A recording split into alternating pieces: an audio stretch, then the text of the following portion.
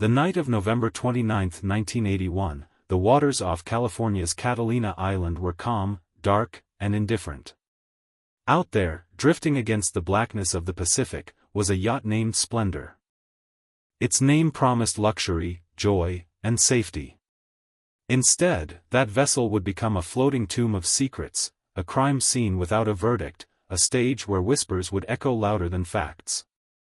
On board were three stars whose names glittered across Hollywood: Natalie Wood, the radiant actress who had enchanted millions in West Side Story and Rebel Without a Cause; Robert Wagner, her husband, handsome yet notoriously jealous; and Christopher Walken, the enigmatic co-star of her latest film. That night, champagne flowed, voices rose, and the Pacific kept its patient watch. By morning, only two would walk off that yacht alive. Natalie Wood's body was found floating in the cold surf, just a few hundred yards from the yacht. She was dressed in a nightgown, a heavy red down jacket, and socks, an image both haunting and cinematic, as though Juliet herself had slipped off Shakespeare's stage and drowned in silence. The woman whose smile once lit up Hollywood screens was now reduced to a still frame of death, carried ashore in the dawn light. The official story came quickly: an accident. And the sound of rage carried across the decks. Robert Wagner's temper was legendary. A star who had embodied love, heartbreak, and youthful rebellion on screen. And now, her own life had ended in a scene too tragic, too violent, too unresolved to belong to fiction. 40 years later, her death still casts a long shadow. It remains a mystery that refuses to be buried, a question that still divides Hollywood: did Natalie Wood fall into the water by chance? Or was she pushed by the jealous hands of love gone wrong? Her legacy endures not just in film, but in that lingering silence, the silence of witnesses, the silence of a husband, the silence of a friend. Sometimes, it isn't the waves that drown the truth, but the people who choose never to speak it. Natalie Wood's story began long before the flashing cameras, the premieres, and the whispered scandals. She was born Natalia Nikolaevna Zakharenko on July 20, 1938, in San Francisco, the daughter of Russian immigrants whose own lives had been scarred by war, exile, and survival. Her parents had fled the chaos of the Russian Civil War and made their way, through hardship and displacement, to the promise of America. But though America offered safety, it did not erase their longing for status or security. That pressure, that hunger for success, would be placed squarely on the fragile shoulders of their youngest daughter. Her mother, Maria. It was the path Maria chose for her little girl. The child never really had a choice. Maria's ambitions often crossed into cruelty. There are stories of how she would place Natalie in situations that most children would find unbearable, forcing her to perform, to smile, to be perfect at any cost. When Natalie was just a toddler, Maria famously spotted a film crew shooting in her town and boldly pushed her daughter into the line of sight, insisting that Natalie be noticed. It worked. Cast opposite James Dean and Sal Mineo, Natalie played Judy, a teenager trapped between love, rebellion, and despair. It was more than a role, it was a mirror of her own restless, confused adolescence. The performance earned her an Academy Award nomination at just 17 years old. For the first time, Natalie wasn't just a child star, she was a serious actress. But the transformation came at a cost. Off-screen, she was beginning to explore her independence, testing boundaries, and navigating the minefield of Hollywood's predatory older men. Her early years reveal the paradox that defined her life: adored yet controlled, successful yet frightened, luminous yet vulnerable. The little girl who had once been pushed into the spotlight by her mother had grown into a star the world could not look away from. But the seeds of tragedy were already planted. Her fear of water, her dependence on controlling figures, her sense of obligation to others, all of it would follow her into adulthood. For Natalie Wood, childhood was never a sanctuary. It was a stage. Every laugh rehearsed, every tear directed, every dream redirected toward the cameras. And while the world saw a bright young actress rising through Hollywood's ranks, the truth was that Natalie was already learning how to play the role of a lifetime, the perfect star who concealed her wounds behind flawless performances. By the mid-1950s, Natalie Wood had become more than a promising child actress. She was stepping into the dangerous transition that many before her had failed to survive, the passage from child star to adult performer. Hollywood was notorious for discarding young talents once they outgrew their youthful charm, yet Natalie's career only seemed to sharpen with age. Her transformation was not accidental. It was the result of fierce determination, unrelenting discipline, and a fragile but undeniable charisma that audiences could not look away from. Her breakthrough into serious acting came with Rebel Without a Cause, 1955, the landmark film that captured the disillusionment of America's youth. Cast as Judy, a troubled teenager searching for love and stability in a world of neglectful parents, Natalie revealed depths of emotion that startled even veteran filmmakers. Opposite James Dean and Sal Mineo, she was radiant, vulnerable, and achingly real. The role earned her an Academy Award nomination for Best Supporting Actress at just 17. Overnight, she was no longer a child star, she was a Hollywood actress with gravitas, capable of standing shoulder to shoulder with the era's brightest talents. But Rebel was more than just a movie credit. It was a cultural earthquake, and Natalie found herself at its epicenter. James Dean's tragic death soon after filming elevated the picture to mythic status. And Natalie became forever linked to the restless, doomed spirit of her generation. For millions of teenagers who saw themselves in the film's characters, she wasn't acting, she was living their pain. That authenticity, drawn from her own turbulent youth and her struggles under her mother's dominance, gave her performances a truth that few could replicate. A teenager crushed under the weight of societal expectations and sexual repression. That role earned her another Academy Award nomination, this time for Best Actress. The raw intensity of her breakdown scene, where she collapses in a fit of hysteria, felt almost too real, as though the boundaries between Natalie the actress and Natalie the person had dissolved. Critics and audiences alike recognized that she was channeling something deeply personal, something drawn from her own struggles with identity, love, and control. Then came West Side Story, 1961. The film that would forever cement her place in cinematic history. Though she did not sing her own songs, her voice was dubbed, the camera adored her. As Maria, the star-crossed lover in a modern retelling of Romeo and Juliet, Natalie embodied innocence and passion with heartbreaking sincerity. The film became one of the most successful musicals of all time, winning 10 Academy Awards including Best Picture. For Natalie, it was both a triumph and a paradox. She was the face of a cultural phenomenon, yet behind the scenes, her insecurities deepened. She feared being typecast as the sweet, tragic heroine, and she wrestled with the knowledge that even her voice had been deemed not enough for the role that defined her career. Still, the early 1960s saw Natalie at the very pinnacle of fame. She was a 3-time Academy Award nominee by the age of 25, a feat almost unheard of. She worked with legends: Paul Newman in The Left-Handed Gun, Warren Beatty in Splendor in the Grass, and Gene Kelly in Marjorie Morningstar. She graced magazine covers, attended glittering premieres, and was hailed as one of the most beautiful women in the world. Photographers obsessed over her dark eyes, her luminous smile, her delicate frame. She was not only an actress but also a fashion icon, embodying both vulnerability and sophistication. But the spotlight was merciless. Hollywood adored Natalie, but it also consumed her.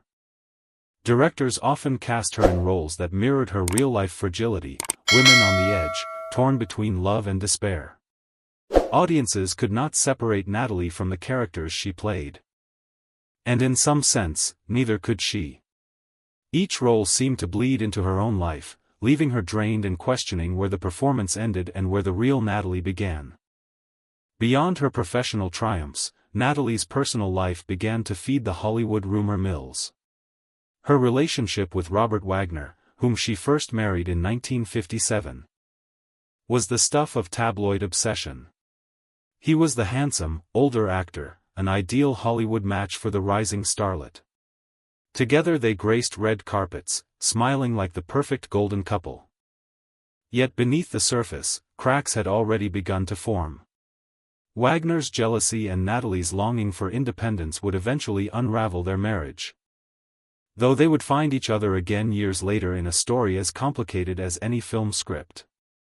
During this period, Natalie also became known for her connections to some of Hollywood's most intriguing figures. She was linked romantically to Elvis Presley, though the relationship was fleeting, and to Warren Beatty, whose charisma captivated her during the filming of Splendor in the Grass. These affairs, whether exaggerated or real, painted a portrait of a woman searching for love, for validation, for something that fame could never fully provide.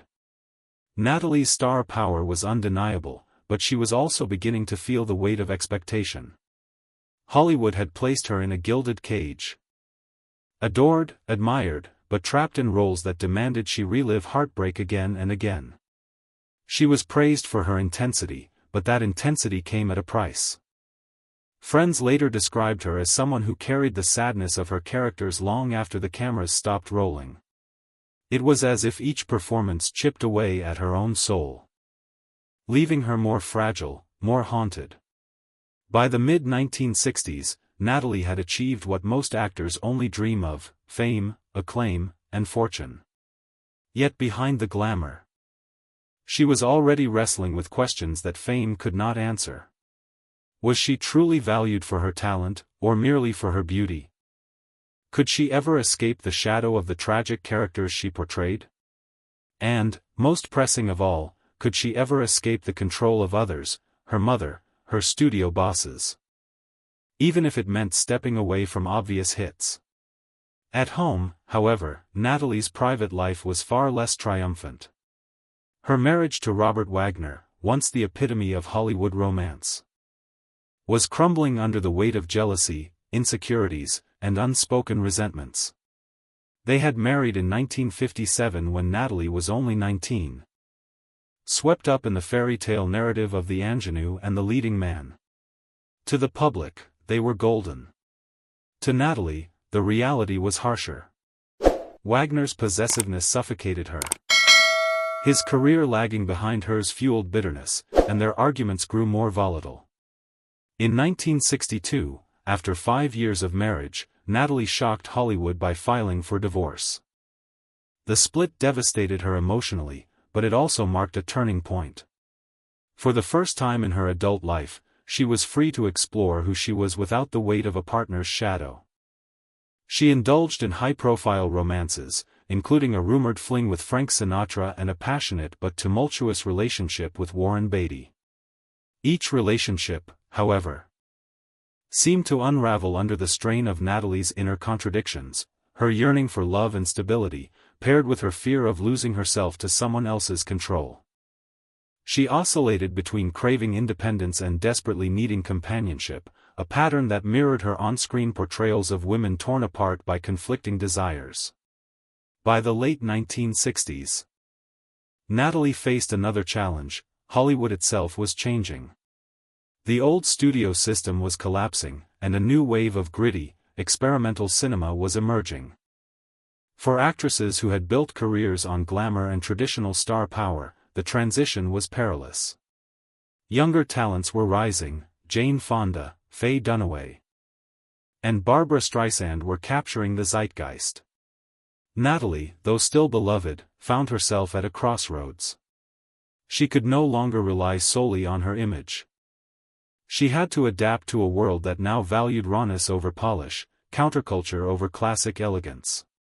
Her personal struggles mirrored the uncertainty of her career. Despite her success, she battled depression and bouts of self-doubt. She confided to friends about feeling trapped between who I really am and who they all want me to be. Fame, she admitted, had never allowed her to develop a true sense of self. The little girl who had been molded by her mother and marketed by studios was now a woman who still felt like she was playing roles. even off-screen. She was the star, the wife, the lover, the mother, but who was Natalie Wood, truly, when the cameras stopped rolling? There were moments of joy amid the turmoil. In 1970, she gave birth to her first daughter, Natasha, with British producer Richard Gregson, whom she had married after her divorce from Wagner. For a brief period, Natalie seemed to have found the stability she longed for. She stepped back from acting, focusing on motherhood and the hope of building a real family. But the marriage collapsed within 2 years, shattered by Gregson's infidelity. Once again, Natalie was left adrift, searching for love and security in a world that seemed determined to deny her both. In a twist that stunned friends and fans, Natalie returned to Robert Wagner in 1972. The remarriage was seen by many as both romantic and reckless. They had history, undeniable chemistry, and a deep bond forged by years of passion and conflict. But the old wounds never fully healed. Wagner's jealousy, Natalie's insecurities, and the constant glare of Hollywood scrutiny made their union a fragile balancing act. Still, Natalie seemed to believe that with Wagner, for better or worse, she belonged. As the 1970s closed, Natalie was no longer the ingenue or the next big thing. She was a veteran, a star whose fame was secure but whose career opportunities were dwindling. She appeared in television movies, and a haunting sense of incompleteness. She had conquered Hollywood, yet she remained a prisoner of its illusions. The paradox was stark. Natalie was everywhere, adored by millions, but inside, she still felt unseen. This tension, between the shining public figure and the restless private soul, would define the final act of her life. Because for Natalie Wood, the higher the applause rang, the more silence echoed within. And in that silence, the seeds of her tragic end were quietly taking root. By the late 1970s, Natalie Wood had lived through more than most people could imagine. She was a 3-time Academy Award nominee, a mother, and a Hollywood icon whose face had graced countless magazine covers. But behind the glamour, the cracks were widening. The very forces that had elevated her, fame, desire, and love, were turning into traps that threatened to consume her. Her remarriage to Robert Wagner in 1972 had shocked Hollywood. The couple had divorced a decade earlier, after years of jealousy and arguments, but had found their way back to each other. To outsiders, it seemed like destiny, 2 stars, bound together by passion too strong to be broken. Yet to those who knew them closely, the relationship was combustible. Wagner's jealousy, which had once been simmering, now boiled more fiercely as Natalie's fame continued to overshadow his own. Wagner was a respected actor, but he would never reach the level of cultural immortality that Natalie had secured. That imbalance gnawed at him, and it surfaced in explosive ways. Friends of the couple recalled frequent fights, sometimes public, often private, always intense. Natalie, Meryl Streep, and Natalie's name no longer carried the same magic at the box office. This decline wounded her pride and left her vulnerable to insecurities. She wanted to return, to prove herself again, but the roles being offered were fewer and often less substantial. Amid this uncertainty, Natalie found herself increasingly drawn to new friendships, especially with co-stars who reignited her sense of purpose. Enter Christopher Walken, her magnetic and eccentric colleague on the film Brainstorm. Walken was younger, enigmatic, and carried the allure of someone outside the carefully controlled world Natalie had inhabited for so long. Their on-set chemistry sparked rumors almost immediately.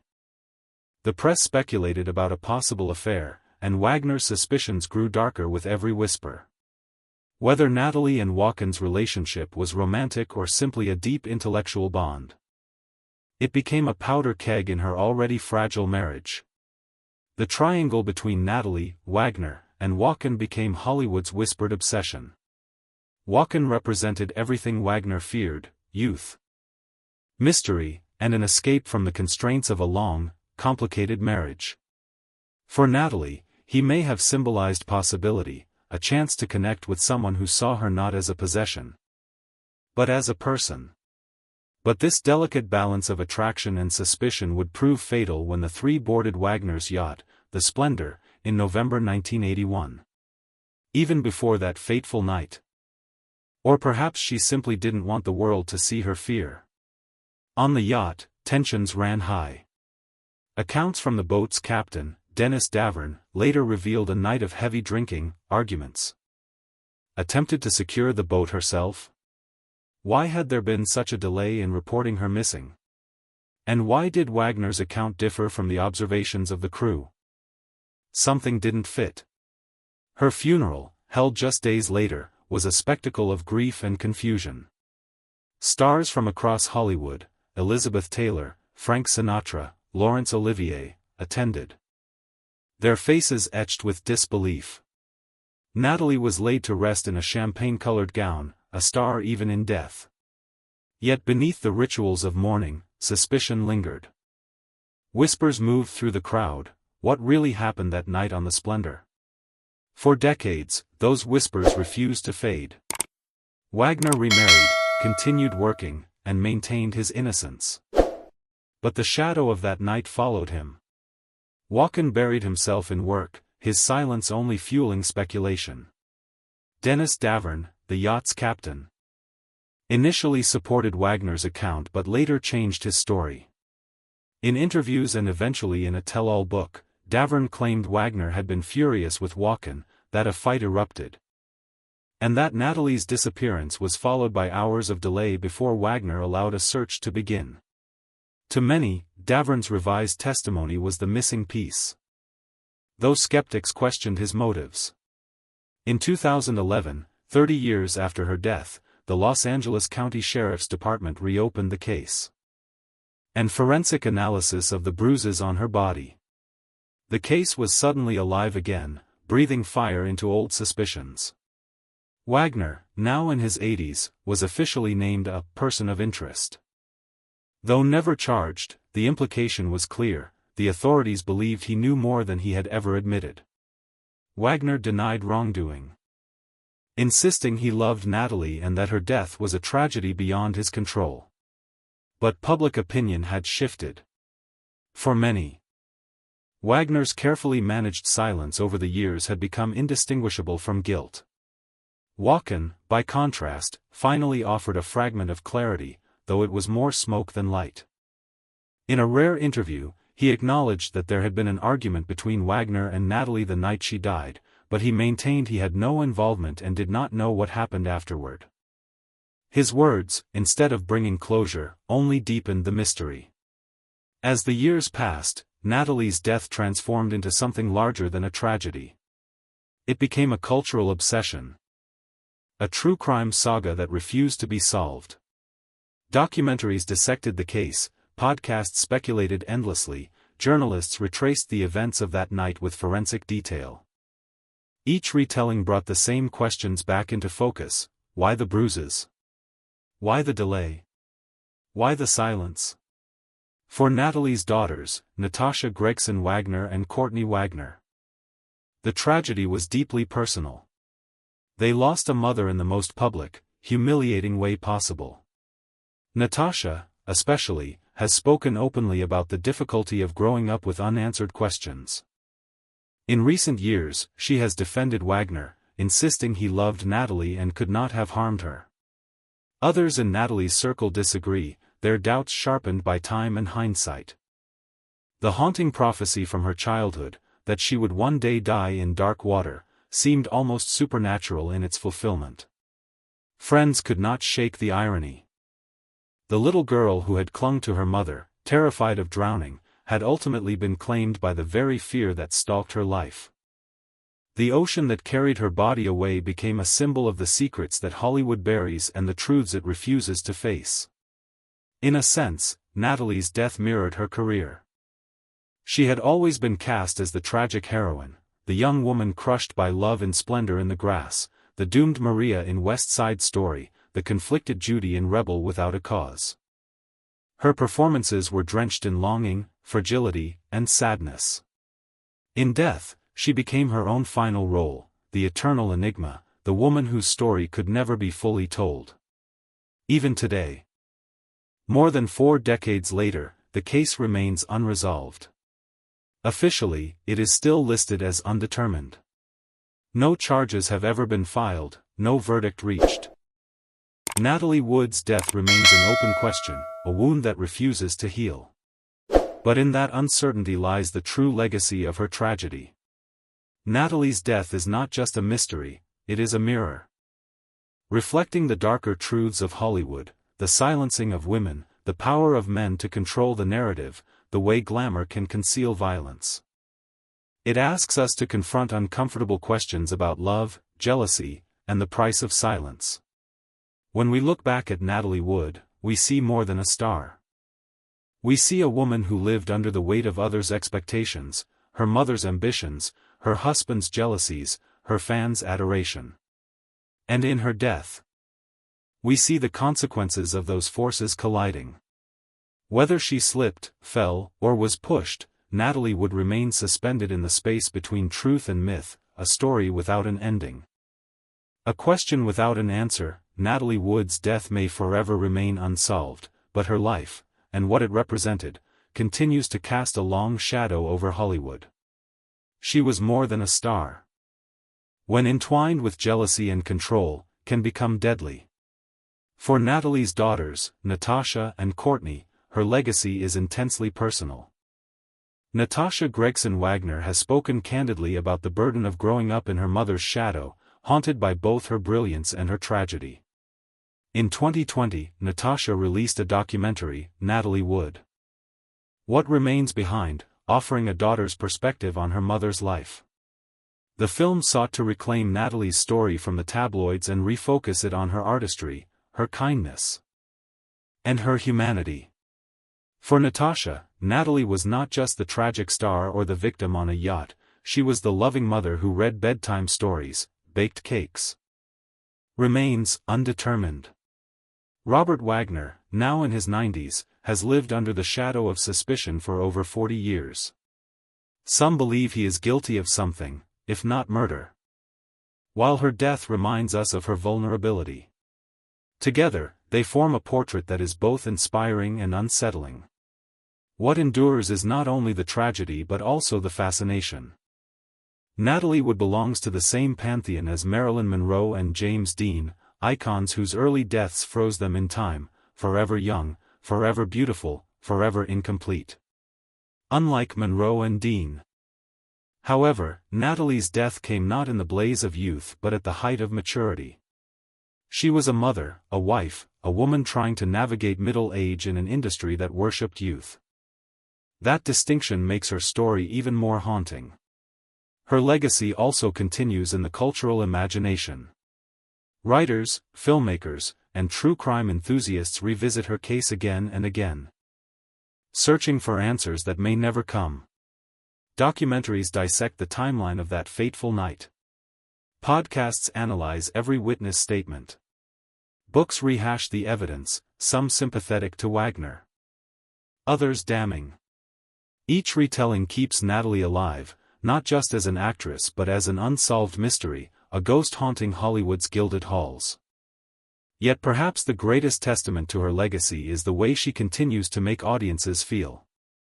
When viewers watch Maria gaze at Tony in West Side Story, or when they see Deanie collapse in Splendor in the grass, they do not see a role, they see Natalie.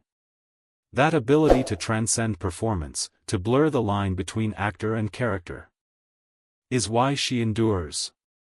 She made the screen personal, intimate, human. That gift cannot be diminished by time or overshadowed by tragedy. And still, the eternal question persists. What happened on the Splendor that night? Did Natalie slip, did she jump, or was she pushed? The ocean may hold the answer, but the ocean does not speak. With a heart that poured itself into every performance. Yet the mystery of her death ensures that she will never fade quietly into history. She will always be the star who drowned in silence. The question that lingers, the story that refuses to close. And perhaps that is the final truth about Natalie Wood, that she is eternal, not because of what we know, but because of what we will never know.